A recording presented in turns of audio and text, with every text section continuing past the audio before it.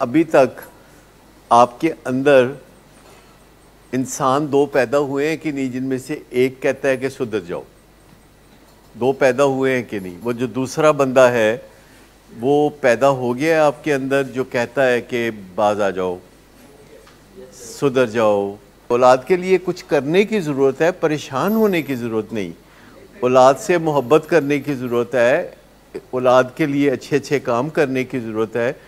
औलाद के लिए अपने आप को परेशान करने का औलाद को भी कोई फ़ायदा नहीं, अपने आप को भी फ़ायदा नहीं। ये लूज़ लूज़ डील है।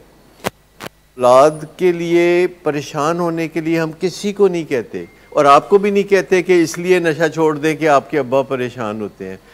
इसलिए नशा छोड़ने के बारे में गौर करते रहें कि ये आपकी ज़िंदगी को बदमज़ा बनाने वाला काम है। सबसे पहली बात यह है कि जब अपने अंदर की बात हमारे साथ शेयर करते हैं तो हम समझते हैं कि सिर्फ यही बातें हैं जो आप समझ पाए हैं। यानी जितना आप अपने हालात को हमारे साथ शेयर करते हैं या इस जगह शेयर करते हैं, इतना ही आप अपने हालात को समझते हैं। कोई भी बंदा जो यहाँ बैठ के या किसी दूसरे इंसान के साथ अपने हालात को, किसी खैर ख्वाह के साथ अपने हालात को जितना शेयर करता है, वो अपने हालात को उतना ही समझता है। बाकी अभी वो डिनाइल में है। जितना हालात को आप समझ रहे हैं उतना आप खुल के बोलना शुरू कर देते हैं, और बाकी का नहीं। क्योंकि हर वक्त एक धड़का तो लगा रहता है ना कि अगर मैं लोगों को बता दिया कि असल में मैं क्या हूँ तो शायद लोग बिदक जाएं, शायद लोग मुझे पसंद ना करें, शायद लोग मुझे रिजेक्ट कर दें। तो जब हम ये सोचते हैं कि बता दें लोगों को फिर जो कि असल हकीकत है, तो बंदे को लगता है कि नहीं, लोग मुझे छोड़ के भाग जाएंगे। और फिर मैं सोचता हूँ कि मेरे पास यही कुछ है बताने के लिए, और तो मेरे पास कुछ है ही नहीं। यही है मेरे स्यापे जो कि मैं लोगों को बता सकता हूँ, और अगर ये मैंने स्यापे लोगों को बता दिए तो लोग बिदक के भाग जाएंगे। लेकिन अगर मैं बता दूंगा तो इसका मतलब है कि मुझे शऊर है, मैं डिनाइल में नहीं हूँ। लेकिन आपको पता है, अक्सर हम यहाँ बात करते हैं मास्टरमाइंड की और ब्रेन की। तो आपका क्या हाल है कि एडिक्शन का घर इन दोनों में से कहाँ है? ब्रेन में। एडिक्शन का घर ब्रेन में है, और वहाँ से आवाज़ उठती है कि हमारी मांग पूरी करो, हमें सिगरेट अलाउ करो। माइंड में और ब्रेन में जो घर है एडिक्शन का, वो तो ब्रेन में है। तो काम हमने जो करना है वो माइंड के साथ करना है। और एडवांटेज ये है कि ब्रेन की जो भी स्ट्रेंथ है वो डिसाइडेड है। जो ब्रेन की स्ट्रेंथ है ये बढ़ने वाली नहीं है। यानी ब्रेन की जो ताकत है आपको तंग करने की, आपको ख़राब करने की, आपको बर्बाद करने की, वो स्टैटिक है, वो रुक चुकी है। और जो माइंड की ताकत है वो आप बढ़ा सकते हैं एवरी डे, और सरपास कर सकते हैं ब्रेन की ताकत से, सरपास कर सकते हैं। देखिए, जो खुद ही ख्यालात आते हैं और ख़ुद ही ख्यालात जाते हैं, ये ब्रेन का काम है। जो ख्यालात आपकी मर्ज़ी से आते हैं, आपकी मर्ज़ी से जाते हैं, वो माइंड का काम है।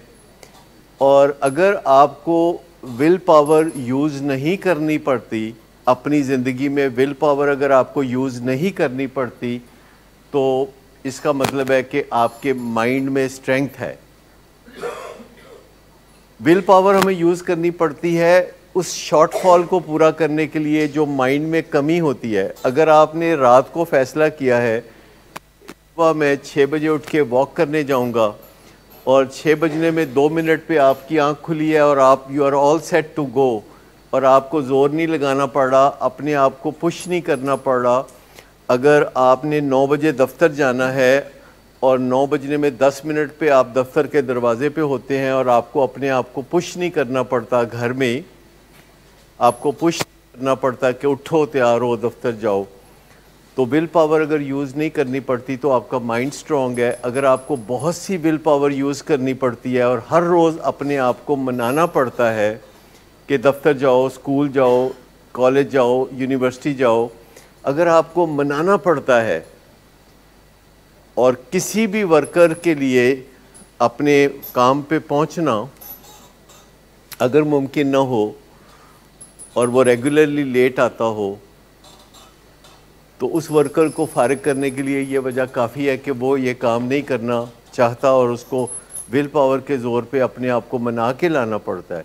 अगर आपको विल पावर यूज़ नहीं करनी पड़ती और आप एक चश्मे की तरह बहते हुए अपने काम करते हैं और अपने काम पे जाते हैं और अपनी कमिटमेंट्स पूरी करते हैं, आपको ज़ोर ही नहीं लगाना पड़ता। अगर एक रोटी के बाद दूसरी रोटी के लिए आपको विल पावर यूज़ नहीं करनी पड़ती कि मैं रुक जाऊं, अगर आपका पोर्शन कंट्रोल ठीक है और अगर किसी से बात ज़रूरी करके आप चुप कर जाते हैं और आपको अपने आप को रोकना नहीं पड़ता फर्दर किल से, तो समझे कि आपका जो माइंड है वो स्ट्रॉन्ग है और आपका जो ब्रेन है वो अंडर कंट्रोल है। ये सिंपल सी लॉजिक है कि आपको कितनी विल पावर यूज़ करनी पड़ती है और जितनी आप विल पावर यूज़ करेंगे वो कंज्यूम हो जाएगी। जैसे बैंक का जितना पैसा आप यूज़ करते हैं वो कंज्यूम हो जाता है, जितना आप बैंक में पड़ा रहना देते हैं जमा होता रहता है। और अगर आप विल पावर अपनी बिल्कुल यूज़ नहीं कर रहे, क्योंकि आप हर काम एक नेचुरल फ्लो के तहत करते हैं कि जो वक्त हो गया आप इंतहाई नेचुरल अंदाज में अगले काम में, एक काम से निकले दूसरे काम में आप चले गए। जैसे योगा के आसन होते हैं, लोग एक योगा के आसन से निकलते हैं और फ़ौरन ही दूसरे आसन में चले जाते हैं और वहाँ से फिर तीसरे और फिर चौथे, तो एक फ़्लो चार्ट बनता है। और यही वो जगह है जिसे हम माइंड कहते हैं। सारा काम रिकवरी रिलेटेड इसका ही होता है। ये जो आप रोज़ाना आके बैठते हैं, तो हमारी कोशिश सिर्फ ये होती है कि आपके माइंड को आपके ब्रेन का सरताज बना दें। और जब ऐसा हो जाता है आपकी ज़िंदगी सुखी हो जाती है, आप नफ्से मुतमईन हो जाते हैं। 4, 5, 6 जगह होती हैं जहां हमने बात माननी होती है और उसके बाद बादशाही है। मैं आपको बताऊं कि सिर्फ 4-6 जगह होती हैं। आपके कोई खालू भी होंगे जिनकी बात मानना अच्छी बात होगी, और भी कोई महल्ले का कोई बुज़ुर्ग हो सकता है, कोई टीचर हो सकता है। मेरे लिए तो बहुत ज़्यादा है, मेरे लिए तो आप सब हैं जिनकी बातें मुझे माननी है, क्योंकि आप मेरे क्लाइंट्स हैं। ऑनेस्टली मैं ताबेदार हूँ आपका। मेरी ताबेदारी के जो तकाजे हैं मैंने वो पूरे करने हैं। अताए अजीज़ मेरी बात समझ गया, वो बताएगा कि मैं कैसे ताबेदार हूँ। जो बेस्ट इंटरेस्ट में है मेरे आका के जो बेस्ट इंटरेस्ट में है, मैंने वो करना है। और आप सब लोग मेरे आका हो, आपकी वजह से मेरी शान व शौकत है। सारी दुनिया मुझे आपकी वजह से पहचानती है और आपकी वजह से मेरी इज्जत करती है। तो आपके बेस्ट इंटरेस्ट को लेके चलना, यही तो मेरा काम है, आपके बेस्ट इंटरेस्ट को लेके चलना। एक एरिया बड़ा वेल डिफाइंड हो, हाँ आपने काम करना है, आपको कम से कम इधर उधर मेरे करने की ज़रूरत नहीं है। आपने सिर्फ अपने मास्टर माइंड को पॉलिश करना है, आपने उसको इक्विप करना है और स्ट्रेंथ देनी है और विल पावर से जान छुड़ानी है।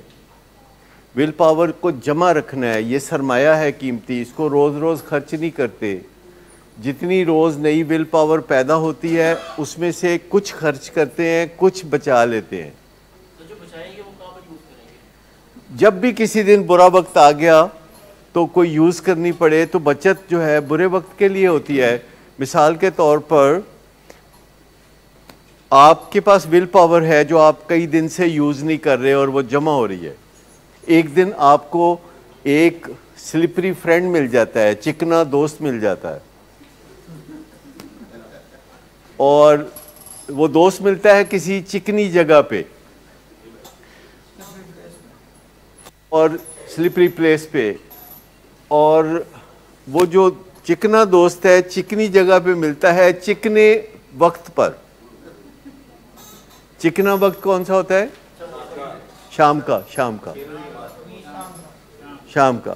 तो ऐसे में आप घेरे में जब आ जाते हैं, बहुत ज़्यादा घेरे में आ जाते हैं, तो फिर आप वो जो रिजर्व्ड विल पावर है उसको बुला लेते हैं कि आज बचा दो। और उस दिन आप उसका कुछ हिस्सा ज़रूरत के मुताबिक आप इस्तेमाल करते हैं, और ये आपको फील होने लगेगा जब आप विल पावर को बचाना यूज़ करेंगे और कई दिनों से आपने विल पावर यूज़ नहीं की होगी, तो you will feel abundant will power. आप एक काम छोड़ के फिर दूसरे काम की तरफ चले जाओगे, दूसरा काम छोड़ के तीसरे काम की तरफ चले जाओगे, और आपको उकताहट नहीं होगी, रेजिस्टेंस नहीं आएगी।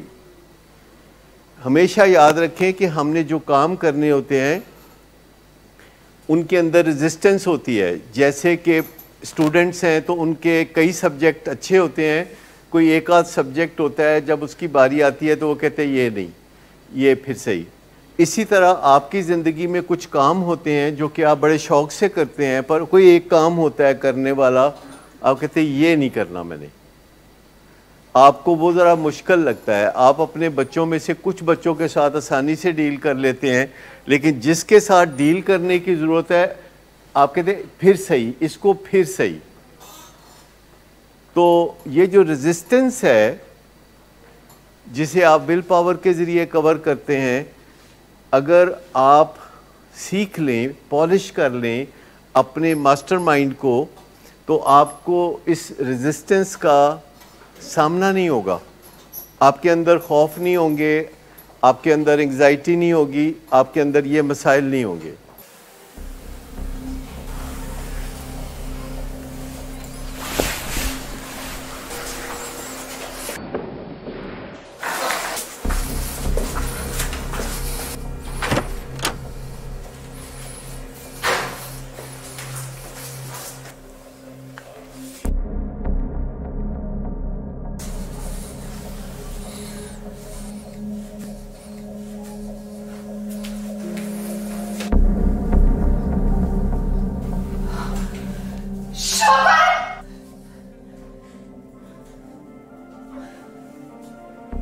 शराब नोशी की वजह किरदार की खराबी नहीं, मूड की खराबी है। शराब नोशी कभी भी नशे की बीमारी में बदल सकती है। नशे की बीमारी हर स्टेज पर काबिले इलाज है। मदद हासिल कीजिए, क्योंकि वो ऐसा नहीं करेगा। विलिंग वेज से मदद हासिल कीजिए, कहीं से भी मदद हासिल कीजिए, लेकिन फौरी मदद हासिल कीजिए। जिस मुआवजे के इंतजार में आपने बहुत देर कर दी, अब वो दस्तक दे रहा है। मदद हासिल कीजिए, मदद हासिल कीजिए, मदद हासिल कीजिए।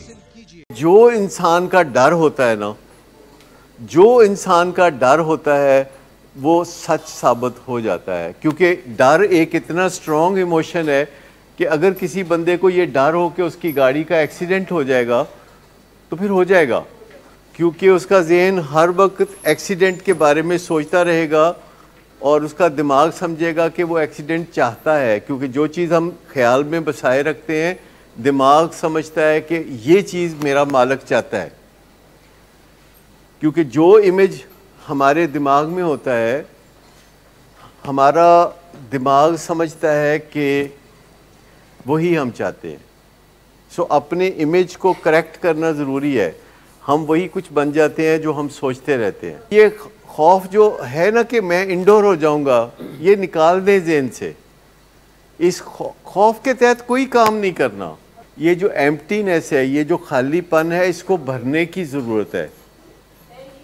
ये भरने की ज़रूरत है और रिकवरी इसी का नाम है। और भरना किसको है? मास्टरमाइंड को। उसमें रोज़ाना जो है, रोज़ाना कोई ना कोई चीज़ ऐसी ऐड करनी है कि उसके अंदर स्ट्रेंथ पैदा हो मास्टरमाइंड के अंदर। जैसे सॉफ्टवेयर अपडेट्स होते हैं ना, तो आपके मोबाइल में भी रोज़ाना आते हैं सॉफ्टवेयर अपडेट, क्योंकि उसको स्ट्रॉन्ग करना होता है। आपका जो लैपटॉप है उसमें भी सॉफ्टवेयर अपडेट्स आते रहते हैं। आप अंदाज़ा करें कि डेली बेसिस पे आते हैं, जी डेली बेसिस पे आते हैं, क्योंकि उसके बगैर फंक्शनैलिटी इम्प्रूव नहीं होगी। और ये 21वीं सदी में अगर आपने ज़िंदगी गुजारनी है और मैंने ज़िंदगी गुजारनी है, तो हमें अपने लाइफस्टाइल को थोड़ा थोड़ा रोज़ के रोज़ बेहतर बनाना है। और रोज़ के रोज़ इसको बेहतर बनाने के लिए हमें अपनी फ़िज़िकल लुक आफ्टर करनी, अपनी एक्सरसाइज, नींद का ख्याल रखना है, सही वक्त पे सोना, सही वक्त पे जागना, there are no two opinions about it.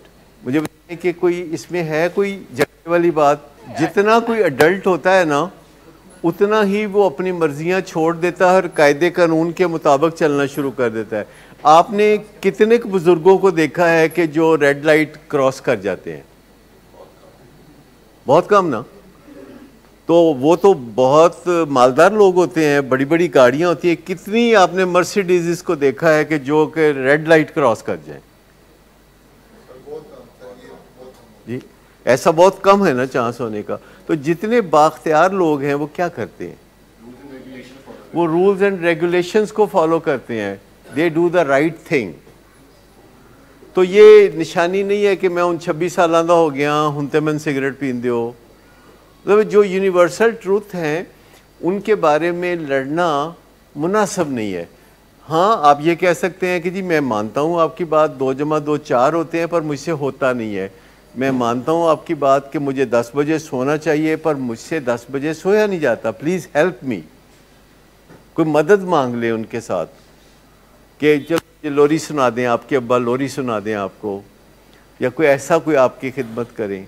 आप भी अपने उस पार्ट को नॉरिश करना शुरू करें जिसे हम माइंड कहते हैं, क्योंकि दुनिया के सामने उसने ही खड़े होने। आपके ब्रेन ने कभी दुनिया के सामने खड़े नहीं होना, उसे छुप के वार करने। जब एहतसाब होता है, अकाउंटेबिलिटी होती है, तो वो आपके माइंड की होती है। ब्रेन तक किसी की एक्सेस ही नहीं है बराह रास्त। ये जाए कि किसी बंदे के पास अपना सीटी स्कैनर हो कि जब दिल किया घर में अपने बच्चे का ब्रेन स्कैन कर लिया और देख लिया कि अंदर क्या है। माइंड को स्ट्रॉन्ग करना है, ब्रेन को स्ट्रॉन्ग नहीं करना। ना आप कर सकते हैं। ब्रेन अपना ख्याल खुद रखता है और 25 साल की उम्र तक जितना स्ट्रॉन्ग उसने होना है वो हो जाता है, और उसके बाद वो आहिस्ता आहिस्ता थोड़ा बहुत कमज़ोर हो रहा होता है, क्योंकि कुछ ब्रेन सेल्स जो है वो ख़त्म हो रहे होते हैं और उनकी जगह नए बनते। और जो माइंड है वो पोर्शन आप उसे पॉलिश करते रहते हैं, आप उसे बेहतर बनाते रहते हैं। अब मुझे बताइए कि माइंड के अंदर आप क्या करें? हम कहते हैं उसको पॉलिश करें, तो चेरी ब्लॉसम तो नहीं करनी ना, पॉलिश करें। कैसे करें पॉलिश? सबसे पहली बात यह है कि अपने नॉलेज में इजाफा करें, हाउ टू डू थिंग्स। जब आप ये जानते हैं कि किसी चीज़ को कैसे करते हैं, एंगर मैनेजमेंट कैसे करते हैं, अपनी कम्युनिकेशन स्किल्स जो हैं उनको मजबूत करें, और अपना जो रिक्वायर्ड नॉलेज है, रिकवरी का knowledge, anything related to recovery, उसकी तरफ आप जाना शुरू करें। और कोई ना कोई ऐसी एजुकेशनल मटेरियल आपके मुताले में होनी चाहिए जिसका ताल्लुक़ रिकवरी से है। और आप में से तकरीबन सबके पास स्मार्टफ़ोन है, और स्मार्टफ़ोन पे आप रिकवरी रिलेटेड कोई भी इशू लिखेंगे या अपनी बीमारी के हवाले से कोई इशू लिखेंगे, जैसे कि बाइपोलर डिसऑर्डर या डिप्रेशन या एंग्जाइटी या कोई भी चीज़, तो आपने उसको बेहतर बनाना है आर्टिकल पढ़ के। और आप देखेंगे कि आप एक सवाल लिखेंगे तो आपको आगे डायरेक्शंस नज़र आएंगी, आपको आगे एनहांसमेंट नज़र आएगी, और आपको बस एक पहला कदम उठाना है कि एक पहला सवाल लिख दें। आप लिखेंगी कि मेरे भाई की अर्ली रिकवरी चल रही है एडिक्शन से और बाइपोलर डिसऑर्डर से, और उनके एंगर इश्यूज़ हैं, तो वो क्या करें और हम क्या करें। 2 सवाल पैदा होते हैं ना, हम क्या करें और वो क्या करें। अगर आप ये लिख देते हैं, जैसे मर्ज़ी लिख दें, तो उसके जवाब आने शुरू हो जाएंगे। फिर एक सवाल आप लिखेंगे कि क्या बैठे बैठे हम अपने भाई अली को पूछें कि तुम्हें क्रेविंग हो रही है तो बताते क्यों नहीं, बताओ। ये पूछना है कि नहीं पूछना? तो एक तो सवाल ये हो गया। ज़िंदगी का सबक याद रखें, कभी किसी से पार्टनरशिप नहीं करते, कभी किसी से पार्टनरशिप नहीं करते, चाहे वो दोस्त हो, चाहे भाई हो, चाहे मल्लेदार हो, चाहे अजनबी हो, कभी पार्टनरशिप नहीं करते। काम अपना अपना। सबसे ज़्यादा जो मज़ेदार और प्रॉफिटेबल बिजनेस है वो भला क्या है? नहीं, वो है शादी, जिसमें प्रॉफिट ही प्रॉफिट है। बच्चे प्रॉफिट ही प्रॉफिट है, और भी बड़े प्रॉफिट ने, तुहानू पता ही है। लेकिन मियाँ बीवी के दरमियान भी लड़ाई हो जाती है। यानी एक ऐसा रिश्ता जिसमें बड़े प्रॉफिट हैं, पहले दिन से प्रॉफिट शुरू हो जाता है, 9 महीने बाद फिर प्रॉफिट और ज़्यादा हो जाता है, फिर 18 महीने बाद फिर प्रॉफिट हो जाता है और ज़्यादा, लेकिन देख लें कि मियाँ बीवी भी लड़ते रहते हैं। तो पार्टनरशिप अगर मियाँ बीवी की नहीं चलती स्मूथली तो दूसरे लोगों से कैसे चलेगी? तो नहीं, वो पार्टनरशिप नहीं होती, वो पब्लिक लिमिटेड कंपनीज होती हैं जिसमें किसी वक्त भी कोई बंदा नाराज हो तो वो अपने शेयर बेच सकता है, या राजी हो तो शेयर खरीद सकता है। हर वक्त शेयर अवेलेबल होते हैं। लेकिन आप समझ लें कि पार्टनरशिप नहीं करनी, जिंदगी में उलझनें पैदा होती हैं। अगर आपका किसी के साथ एक रिश्ता है, उसको खालिस रहने, रिश्तों को खालिस रहने दें, उनको कॉम्प्लिकेट मत करें। किसी भी रिश्ते में फर्दर रिश्ता बना के उसे कॉम्प्लिकेट ना करें। एक रिश्ता जो आपका किसी के साथ है, अगर आप उसको अच्छी तरह से निभा लें तो बहुत बड़ी बात है। लेकिन अगर दो दोस्त हैं, बहुत अच्छी उनकी निभ रही है 20 साल से, अब वो अपने बच्चों की शादी आपस में कर देते हैं, 3 महीने बाद वही दोस्त एक दूसरे के साथ लड़ाई कर रहे होते हैं। इसी तरह करें, गैर जगह पे करें ना, दोस्त के बच्चे के साथ तो ना करें। इसी तरह एक बहन अपनी बहन के बच्चे के साथ अपनी बेटी की शादी कर देती है तो बहनें बहनें आपस में दुश्मन बन जाती हैं। तो याद रखें कि कभी किसी रिश्तेदार को मुलाजम ना रखें, कभी किसी रिश्तेदार के हाँ मुलाजमत ना करें। कुछ चीज़ें जो हैं वो क्या कहते होते हैं जी, लिखी पड़ी गल है। आप चीज़ों को एक्सप्लोर कर सकते हैं, आप चीज़ों को एक्सप्लोर कर सकते हैं। आजकल के ज़माने में आप 2-3 इंटरव्यू करते हैं किसी को जॉब पे रखने के लिए, तो आप सारी चीज़ें एक्सप्लोर कर सकते हैं कि इसके अंदर क्या है और ये कैसे सोचता है बंदा, और ये बंदा के नज़रियात क्या हैं और इसका मूड कैसा रहता है। देखिए, कोई चीज़ें हैं जो बहुत, आप इंटरव्यू करते हैं तो आपको नज़रियात का पता चल जाता है। तो ये सबसे बड़ी बात है कि किसी बंदे के नज़रियात हेल्दी हैं कि नहीं। और फिर जब आप किसी से बातचीत करते हैं तो आपको उसके मूड का पता चल जाता है। कम से कम कोई वेटिंग रूम में बैठा हुआ है, उसको नहीं पता कि आप उसको वॉच कर रहे हैं। तो जो लोग इंटरव्यू करते हैं तो उस बंदे को जब वो वेटिंग रूम में बैठा हुआ होता है तो तब से देख रहे होते हैं, उसकी वहाँ CCTV फिल्म बन रही होती है और वो उसको रिपीट करके देख रहे होते हैं कि इस बंदे के चेहरे पे तासर क्या है। हर बंदे के चेहरे पे एक पक्का तासर होता है। पक्का तासर का मतलब है उसने वो जज्बा पी लिया होता है। अगर वो गुस्से में रहता है तो उसने गुस्से को पी लिया हुआ है, तो उसके चेहरे पे गुस्से का जो फिल्टर है वो नया हो जाता है। और अगर वो बंदा खुश रहता है तो उसने खुशी को पी लिया हुआ है। अगर वो अफसरदा रहता है तो उसने अफसरदगी को पी लिया हुआ है। तो आप देखें कि आप 10 लोगों के नाम लिखें जो आपके जानने वाले हैं, और फिर आप लिखें कि ये ज़्यादातर खुश रहता है कि अपसेट रहता है कि डिप्रेस रहता है कि गुस्से में रहता है कि क्या करता है। तो आप कर सकते हैं और मोस्टली आपका आइडिया बिल्कुल ठीक होगा। तो अगर आप किसी को जॉब पे रखते हैं तो आप देख लें कि उसके नज़रियात क्या हैं और उसका मूड कैसे रहता है। फिर आप देख लें कि उसका बिहेवियर कैसा है। बिहेवियर आमतौर पर अच्छा ही होगा क्योंकि जॉब के लिए आया हुआ है। फिर आप देखें कि वो आपके साथ ही ठीक है या बाहर जो रिसेप्शन पे बंदा था उसके साथ भी ठीक था, या वो गेट कीपर और गार्ड के साथ भी अच्छा था। और कभी ना कभी आप अंडर प्रिविलेज लोगों के साथ किसी को डील करते देखें तो आपको पता चल जाएगा कि उसका बिहेवियर कैसा है। और चौथी चीज़ है कि एनवायरनमेंट कैसी है। एनवायरनमेंट से सब पता चल जाता है। मुझे बताएं कि जब आप अपने बच्चों के कमरे में जाते हैं तो क्या नज़र आता है आपको? क्यों जी, क्या नज़र आता है? ये मेरे बच्चे हैं और आपके घर में रहते हैं, और आप जब इनके कमरे में जाते हैं, पहले पहल जब आपका माथा ठनकता है, आप कमरे में जाते हैं तो माथा क्यों ठनकता है? आपका माथे पे क्यों तेवड़ियाँ आ जाती हैं? एक जराब एक जगह पड़ी होती है, रो रही होती है कि दूसरी कहाँ है। ये हालात होते हैं, ठीक। तो एनवायरनमेंट के ये हालात होते हैं। तो क्या आप किसी भी बंदे की गाड़ी देख के या उसका कमरा देख के या उसका ऑफिस देख के उसके बारे में कहानी नहीं लिख सकते? और पांचवी चीज़ ये है कि उस बंदे के कोई सिम्टम्स हैं कि नहीं। आया उसको कोई सिम्टम्स है, खाऊं तो नहीं कर रहा तो उसका सिम्टम है, या उसको डायबिटीज़ तो नहीं है, ये उसकी एक बीमारी है, तो आप उसकी बीमारियों का हाल भी जान सकते हैं। ये आप किसी के साथ एक रिश्ता जब जोड़ते हैं, जैसे कि एम्प्लॉय करते हैं, तो आपको ये चीज़ें देखनी होती हैं। और जब आप किसी से बेटे या बेटी का ब्याह करते हैं तो क्या देखना चाहिए? यही कुछ या इससे ज़्यादा? इससे ज़्यादा। तो खुफिया तो कुछ नहीं है, आप बड़े आराम से हर चीज़ का पता कर सकते हैं। 2-4 बातें करें, नज़रियात का पता चल जाएगा। स्कैन कर लें, किस तरह करना है? 7 हैबिट्स पे स्कैन कर लें कि 7 हैबिट्स के बारे में इसके ख्यालात क्या हैं। ऐसे ही बातों बातों में, मतलब लोग बड़े फ़ख्र से कहते हैं मैं नहीं कभी सोचा, अब मैं बाद च सोचना होना, मतलब लोग कहते हैं, बड़े फ़ख्र से कहते हैं।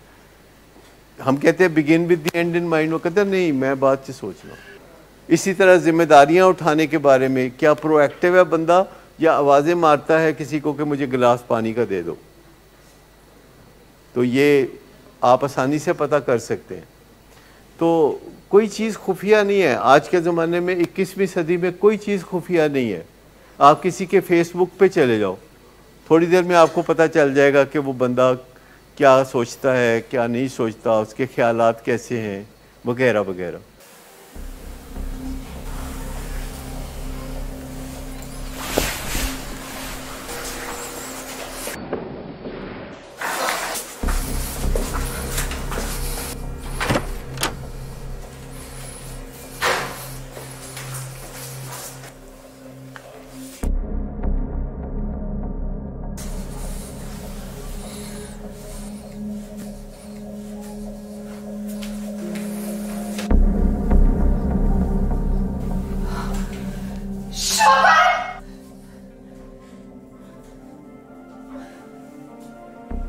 शराब नोशी की वजह किरदार की खराबी नहीं, मूड की खराबी है। शराब नोशी कभी भी नशे की बीमारी में बदल सकती है। नशे की बीमारी हर स्टेज पर काबिले इलाज है। मदद हासिल कीजिए, क्योंकि वो ऐसा नहीं करेगा। विलिंग वेज से मदद हासिल कीजिए, कहीं से भी मदद हासिल कीजिए, लेकिन फौरी मदद हासिल कीजिए। जिस मुआवजे के इंतजार में आपने बहुत देर कर दी, अब वो दस्तक दे रहा है। मदद हासिल कीजिए, मदद हासिल कीजिए, मदद हासिल कीजिए।